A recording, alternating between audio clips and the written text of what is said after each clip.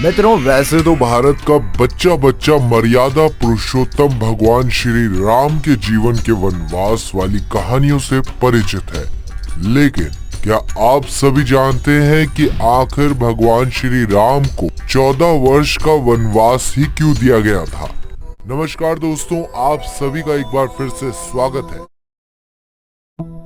मित्रों, जिस तरह कहा जाता है कि घटना या कार्य के पीछे कोई ना कोई कारण जरूर होता है, वैसे ही भगवान श्री राम के लिए माता कैकेयी ने 14 वर्ष का ही वनवास क्यों मांगा? 13 या 15 किसी अन्य वर्ष का क्यों नहीं मांगा? इसके पीछे कई कारण बताए जाते हैं।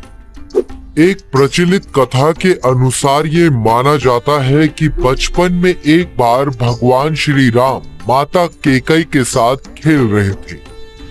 खेलते खेलते भगवान राम ने माता कैकेयी की आंखों को अपने दोनों हाथों से बंद कर दिया और उनसे कहने लगे, माँ, अगर मैं आपसे एक वरदान मांगू तो क्या आप वो वरदान मुझे देंगी?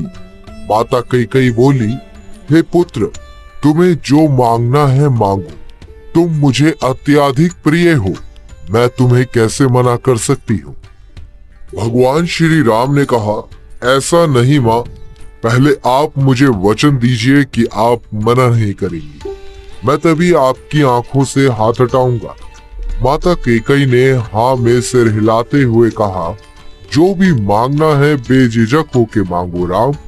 प्रभु श्री राम ने कहा कि माते, बड़े होकर जब मेरा राज तिलक होगा तो आप उससे पहले ही पिताश्री से मेरे लिए 14 वर्ष का वनवास मांग लेना और अयोध्या का सिंहासन भरत को दे देना।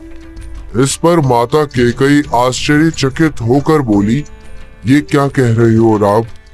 क्यों मुझसे इतना बड़ा पाप करने के लिए कह रहे हो? इस पर प्रभु श्री राम ने माता कैकेयी को समझाया और कहा, माँ, मैंने पृथ्वी पर अपने भक्तों का उद्धार करने के लिए अवतार लिया है। अगर मैं राज्य के चक्कर में फंस कर रह गया कि जिन राक्षसों का विनाश मुझे करना है वो सब जीवित रह जाएंगे और मेरे जो भक्त दर्शन की आस लगाए बैठे हैं उनकी तपस्या अधूरी रह जाएगी।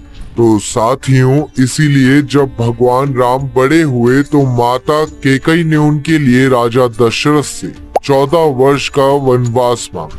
लेकिन वनवास से संबंधित और भी कहानियां हैं जो प्रचलन में है। कुछ लोगों का मानना है कि भगवान श्री राम ने माता कैकेयी से 14 वर्ष का वनवास इसीलिए मांगने को कहा था क्योंकि जिस दिन वनवास मांगा जाना था उस दिन से रावण के जीवन के मात्र 14 वर्ष ही बचे हुए थे। इसके अलावा इसके बारे में एक अन्य कथा के अनुसार एक बार राजा दशरथ अपनी पत्नी कैकेयी के साथ भ्रमण कर रहे थे। भ्रमण के दौरान उनके सामने बाली आ गया। बाली ने राजा दशरथ को चुनौती देते हुए कहा कि हे दशरथ, या तो मेरे साथ युद्ध करो या फिर अपना राजकुमट मुझे सौंप दो या फिर अपना राज मुकुट मुझे सौंप दो। राजा दशरथ बाली से युद्ध करने में असमर्थ थे, तो उन्होंने अपना राज मुकुट बाली को देना ही उचित समझा। ये अपमान माता कैकेयी से सहन नहीं हुआ और उन्होंने आगे चलकर श्री राम से अपना राज मुकुट वापस लेने के लिए कहा और उनके लिए भगवान दशरथ से 14 वर्ष का वनवास मांगा। इसीलिए भगवान श्री राम जब वनवास को गए तो उस दौरान उन्होंने अहंकारी बाली का वध किया। हालांकि कुछ लोगों का ये भी मानना है कि श्री विष्णु के अवतार भगवान श्री राम के हाथों रावण का वध हो सके, इसीलिए देवताओं ने षड्यंत्र किया और माता कैकेयी की मंथरा नामक दासी के माध्यम से कैकेयी की मति भ्रष्ट कर दी। मंथरा ने माता कैकेयी को उनके पुत्र भरत को राजपाट दिलाने और राम के लिए 14 वर्ष का वनवास मांगने के लिए प्रोत्साहित किया। इसीलिए कैकेयी यह सब करती हुई देखी जाती है। इन सब के साथ कुछ यह भी मानते हैं कि त्रेता युग में यह माना जाता था कि यदि कोई व्यक्ति 14 वर्ष तक वनवास में रहे तो वह भविष्य में कभी भी राजा नहीं बन सकता। इसीलिए माता कैकेयी ने 13 या 15 नहीं, केवल 14 वर्ष का वनवास ही मांगा। मित्रों, वनवास के दौरान भगवान श्री राम को बड़े ही कठिन नियमों का पालन करना पड़ा था।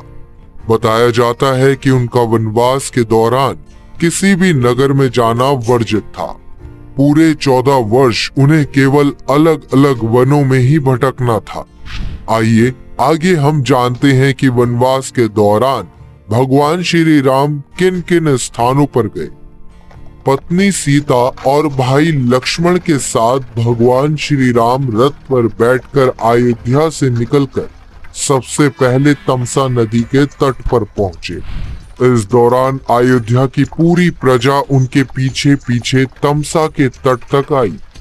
पूरी प्रजा उनके साथ वनवास जाने की जिद कर रही थी, इसीलिए उन्होंने अपना पहला डेरा तमसा नदी के तट पर ही डाला।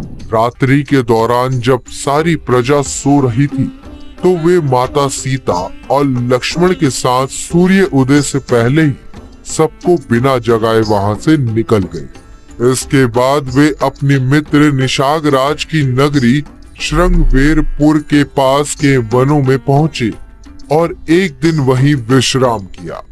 अगले दिन उन्होंने अपने रथ चालक सुमंत को रथ अयोध्या वापस ले जाने का आदेश दिया और आगे की यात्रा पैदल ही आरंभ की। आगे उन्होंने केवट की नाव के सहारे से गंगा नदी पार की और कुरई गांव उतरे। फिर वहां से पैदल पैदल वहां प्रयागराज पहुंचे। प्रयागराज पहुंचकर उन्होंने त्रिवेणी के दर्शन किए और फिर मुनि भारद्वाज के आश्रम के लिए रवाना हो गए। मुनि भारद्वाज के पास पहुंचकर उन्होंने उनसे रहने के लिए उत्तम स्थान के बारे में पूछा, तो मुनि भारद्वाज ने उन्हें चित्रकूट के बारे में बताया। इसके बाद भगवान श्री राम माता सीता और लक्ष्मण के साथ यमुना नदी को पार कर चित्रकूट पहुंचे। चित्रकूट में उन्होंने महर्षि वाल्मीकि से भेंट की और इसके बाद मंदाकिनी धारा के पास कुटिया बनाकर रहने लगे। इसी जगह भरत अपने मंत्रियों समेत भगवान श्री राम को अयोध्या वापस ले जाने के लिए आए थे, लेकिन भगवान श्री राम ने जाने से मना कर दिया और भरत को पुनः अयोध्या लौट जाने का आदेश दिया। चित्रकूट के बाद भगवान श्री राम ने दंडकारण्य की ओर प्रस्थान किया। यहाँ पहुंचकर उन्होंने ऋषि अत्रि और माता अनुसुईया से भेंट की। ऋषि अत्रि और माता अनुसुईया का आशीर्वाद लेने के बाद वे आगे बढ़े और यहाँ उनका विराध नामक राक्षस से सामना हुआ तथा भगवान ने उसका वध किया। प्रभु श्री राम ने अपने वनवास के ज्यादातर वर्ष दंडकारण्य वन में ही व्यतीत किए और यहाँ उन्होंने कई राक्षसों का वध किया। दंडकारण्य में ही उनकी भेंट अगस्त्य मुनि से हुई थी, जिन्होंने भगवान श्री राम को गोदावरी नदी के किनारे पंचवटी में अपना अगला पड़ाव बनाने को कहा। पंचवटी में ही उनकी भेंट जटायु के साथ हुई थी। जटायु पंचवटी में भगवान श्री राम की कुटिया के बाहर प्रहरी के रूप में तैनात रहे। इसी जगह पर शूर्पणखा भगवान श्री राम का रूप देखकर उन पर मोहित हो गई थी। बाद में लक्ष्मण ने उसकी नाक काट दी थी। इसी कुटिया से बाद में रावण अपने मामा मारीच की मदद से माता सीता का अपहरण करके ले गया था और अपहरण के दौरान रावण ने प्रहरी के रूप में तैनात जटायु की भी हत्या कर दी थी। जब भगवान श्री राम घायल जटायु से उनके अंतिम समय में मिले तो उन्होंने भगवान श्री राम को बताया कि रावण माता सीता का अपहरण करके उन्हें दक्षिण दिशा की ओर ले गया है। जटायु का अंतिम संस्कार कर श्री राम और लक्ष्मण आगे बढ़े और यहाँ उनकी मुलाकात माता सबरी से हुई। यहाँ उन्होंने सबरी के दिए हुए जूठे बेर खाए तथा सबरी ने उन्हें किष्किंधा नरेश बाली के छोटे भाई सुग्रीवीर का पता बताया। आगे चलकर भगवान श्री राम ऋषि मुख पर्वत पर पहुंचे और यहाँ उनकी भेंट सुग्रीव, हनुमान, जामवंत आदि से हुई। सुग्रीव से उनकी मित्रता हुई।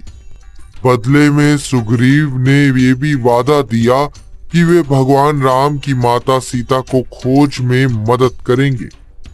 बाली का वध करने के बाद सुग्रीव को उनका राज्य वापस दिलाकर भगवान श्री राम लक्ष्मण के साथ प्रस्वन पर्वत पर निवास करने लगे। यहाँ वह 4 महीने तक रुके क्योंकि वर्षा ऋतु प्रारंभ हो चुकी थी और समुद्र एवं नदियां अपने उफान पर थी।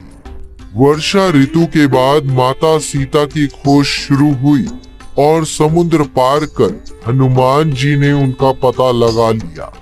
वर्तमान में वह लंका नगरी में है। श्री राम को यह सूचना मिलते ही वह पूरी वानर सेना लेकर रामेश्वरम पहुंच गए। दरअसल यहाँ पर भगवान राम ने शिवलिंग की स्थापना की और कहा कि ये राम के ईश्वर है, इसीलिए इस जगह का नाम बाद में रामेश्वर पड़ गया। इसके बाद उन्होंने वानर सेना के साथ मिलकर पल का निर्माण किया और इस पल के माध्यम से लंका पहुंचे। लंका पहुंचकर उन्होंने नुवारा पर्वत श्रृंखला पर अपना डेरा डाला और रावण से युद्ध कर अंत में उसका वध किया। तो दोस्तों, ये थी भगवान श्री राम की यात्रा की पूरी कहानी।